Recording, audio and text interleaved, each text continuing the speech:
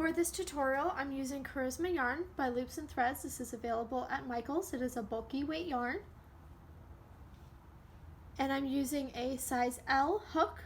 This is my Clover Amour hook, size L, which is 8 millimeters. The links to both of these will be available in the description. Once you have a slip knot, you're going to place that slip knot onto your hook. I'm going to demonstrate this first left-handed, and then I will demonstrate right-handed. If you are crocheting left-handed, you're going to hold the hook in your left hand, and you're going to hold the yarn in your right hand. I have another video that shows this, but I'm just going to review how to hold your yarn.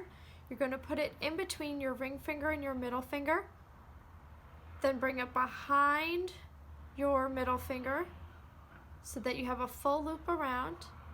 And then it's going to just rest going behind your index finger. It's just going to rest on top of your index finger.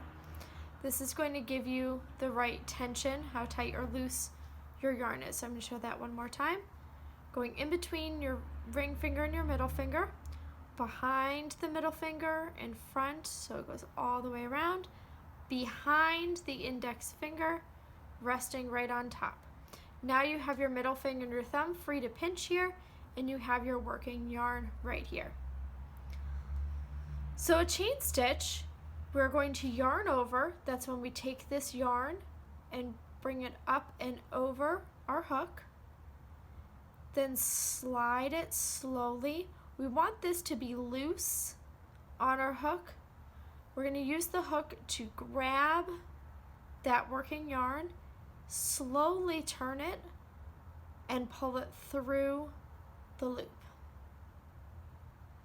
Slide it back down here. Can wiggle it around a little bit to loosen it up, and we're going to repeat the process. So we're going to yarn over, slide, slowly turn that hook, and you'll notice with my thumb and my index finger I'm kind of pulling down on this. We don't want to pull down on the working yarn as well, that'll make it too tight, but if we pull down on this, it makes a little bit of an opening there that the hook can just slide right through. I'm going to show that again.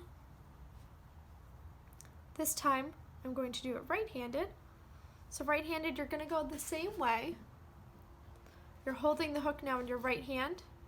Yarn goes in between the ring finger and the middle finger, behind and around the middle finger, behind the index finger, so that we can pinch. Because I crochet left-handed, this may look a little bit sloppier, so I apologize, but we're going to yarn over and then slowly pull and turn at the same time so that we're going through.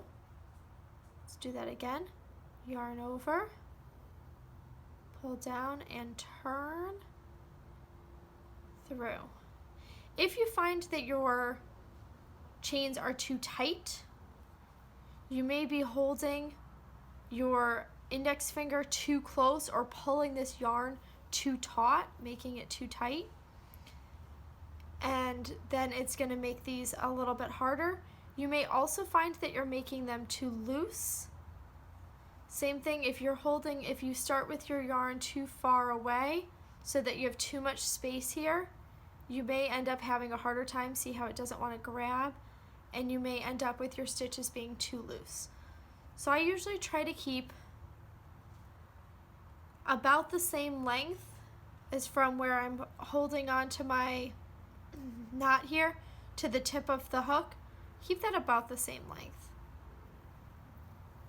And then when I'm ready, I'm going to pull out a little bit more, and you'll see again it's about the same length, about 2 inches. So that's how we chain stitch in crochet.